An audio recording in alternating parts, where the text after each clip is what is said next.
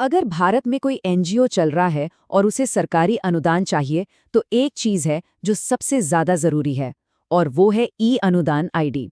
देखिए, ये सिर्फ कोई फॉर्मेलिटी नहीं है, बल्कि ये उस फंडिंग का दरवाजा है जो किसी भी सामाजिक काम को एक नई ऊंचाई पर ले जा सकता है।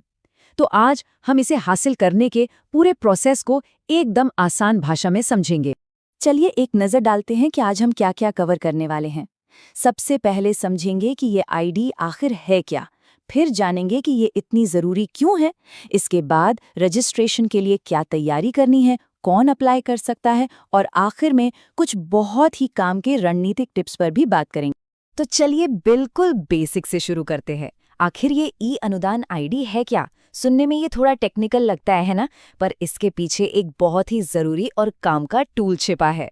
सीधे और सरल शब्दों में कहें तो ई अनुदान आईडी भारत सरकार के पोर्टल पर एक ऑफिशियल रजिस्ट्रेशन है। इसे सीधे सामाजिक न्याय और अधिकारिता मंत्रालय मैनेज करता है। इसे सरकारी फंडिंग तक पहुंचने के लिए एक डिजिटल पासपोर्ट की तरह समझिए। और यहाँ आता है सबसे जरूरी पॉइंट। ये कोई ऑप्शन नहीं है, ये अनिवार्य है, मैंडेटरी। अगर किसी एनजीओ को इस मंत्रालय से किसी भी तरह की फाइनेंशियल मदद चाहिए, तो ये आईडी होनी ही चाहिए। इसके बिना प्रोसेस में आगे बढ़ना मुमकिन ही नहीं है। ये पहला और सबसे जरूरी कदम है। चलिए आगे बढ़ते हैं और ये समझते हैं कि ये आईडी किसी भी एनजीओ के लिए इतनी वैल्यूएबल क्यों है। ये सिर्फ एक जरूरत नहीं है, बल्कि ये कई मौकों को खोलने वाली एक चाबी है। तो इसके फायदे क्या क्या हैं? सबसे पहला और सीधा फायदा तो ये है कि आप ग्रांट के लिए ऑनलाइन अप्लाई कर सकते हैं, जिससे प्रोसेस आसान हो जाता है। पर बात सिर्फ इतनी ही नहीं है।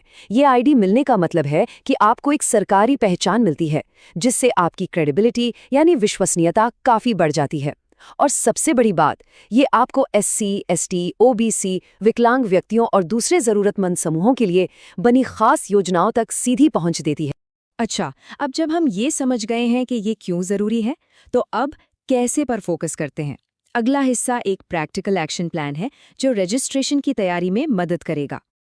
देखिए, दस्तावेज तैयार करने का काम सिरदर्द ना बने, इसके लिए इसे 4 आसान स्टेप्स में बांट लेते हैं। पहला, अपने बुनियादी कानूनी दस्तावेज इकट्ठा करें। दूसरा, ये पक्का करें कि आपके पास दर्पण आईडी जैसे जरूरी रजिस्ट्रेशन हो।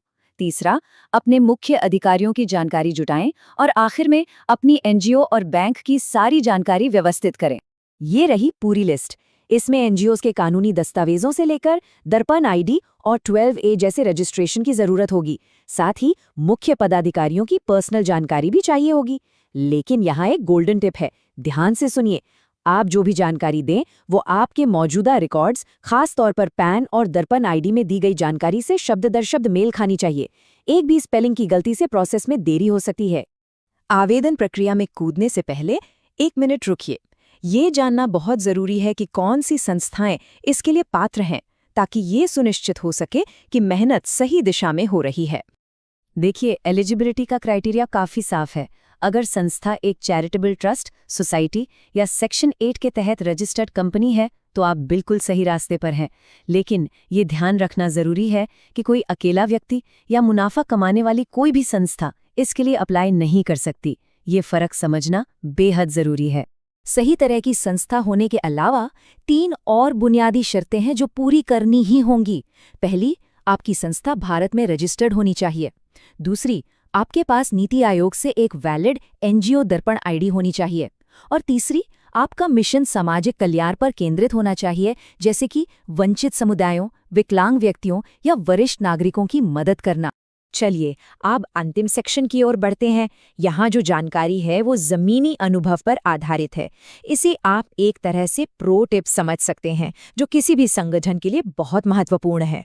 तो सबसे बड़ा सवाल, इस पूरी प्रक्रिया की बॉटम लाइन क्या है? किसी भी संगठन के लिए इसका असल मतलब क्या है? चलिए देखते हैं। और सबसे पहले एक बहुत अच्छी खबर, ई अनुदान आईडी के लिए रजिस्ट्रेशन का प्रोसेस पूरी तरह से मुफ्त है। जी हाँ, इसकी कोई भी सरकारी फीस नहीं है, 0 कॉस्ट। अब 3 बहुत जरूरी बातें जिन्हें हमेशा ध्यान में रखना है।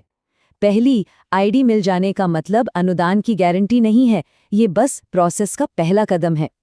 दूसरी, और हम इसे दोहरा रहे हैं क्योंकि ये बहुत जरूरी है, आपके द्वारा दी गई हर छोटी बड़ी जानकारी का दर्पण और पैन के रिकॉर्ड से मैच होना अनिवार्य है।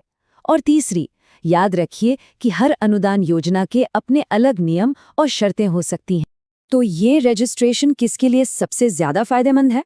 मुख्य रूप से उन एनजीओ के लिए जो केंद्र सरकार से अनुदान चाहते हैं, जो सामाजिक न्याय योजनाओं के तहत काम करते हैं, या जो हाशिए पर पड़े समुदायों के साथ जमीनी स्तर पर काम कर रहे हैं। और आखिर में एक रणनीतिक सवाल। मान लीजिए आपका रजिस्ट्रेशन पूरा हो गया, आईडी मिल गई। अब आपका अगला कदम क्या होगा? क्योंकि याद रखिए, ये आईडी हासिल करना मंजिल नहीं है, ये तो बस सफर की शुरुआत है। असली रणनीतिक काम तो अब शुरू होता है।